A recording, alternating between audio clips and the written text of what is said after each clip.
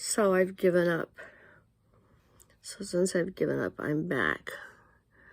What have I given up on? Ever being visually or vocally preventable. Presentable. As you can see, maybe, I have punk eye, as my family calls it.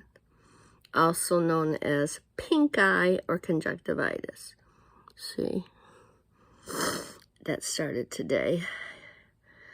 Yesterday I started with a bad ear pain. And now it makes about 6 to 7 weeks that I've had some sort of respiratory thing. Sorry, I hoped I could get through this without that. Tomorrow I am going to have an online appointment.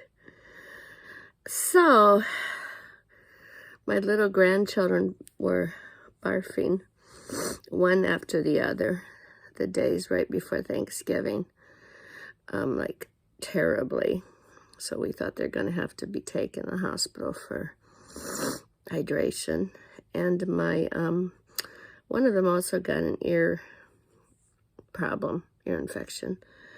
So even though that's not always bacteria, they did give them some big bacteria shots. This I've never heard of, and I've raised 3 children and helped with 5 grandchildren, but apparently involved 2 shots. And my nurse, I have a resident nurse, yes. My son-in-law's sister's a nurse, and she lives with us, so what could be better?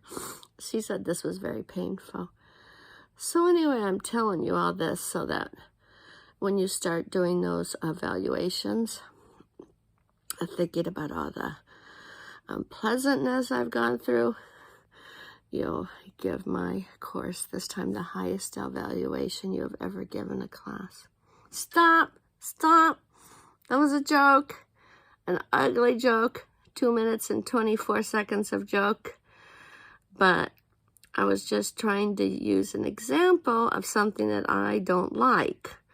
And this fits into the previously studied emotions and persuasions.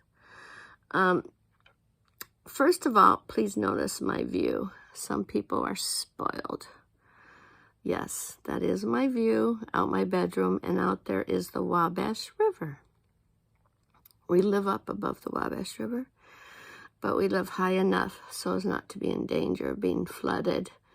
We do worry about falling down the hill, and every now and then we say we need to call some kind of erosion expert, but we've not gotten around to it. So anyway, sorry, bad feelings. I think we should do more research and more thinking about evoking unpleasantness. Yes, Sherry Sparks's term. Evoking unpleasantness. That isn't exactly the same as a guilt appeal or a fear appeal, though those certainly involve unpleasantness. I'm talking about what I just did, and the many, though there would have been a guilt thing there. There would have been, oh, how can we mark that this teacher was horrible when she's been sick for the entire course? But the unpleasantness is the thing that I'm interested in, because there is some research that one can be associated with icky, unpleasant images or ideas. So I watch commercials all the time on TV because I'm a news junkie, and they come on during the news, and I sit there and I say to my husband, who has taught persuasion himself, look at that. I wouldn't want to buy that. It just is going to be associated in my mind with something gross, either a gross image or a gross behavior or something. There's one where someone is like falling off some sort of a landing or a dock. And, you know, who wants to think about that when they think about buying wood? There are many examples, the one I just did. Who wants to think about barf when they're thinking about this course? And now I I just associated it with barf and punk eye. Yeah, I did that. Wasn't a good idea, but I did it anyway.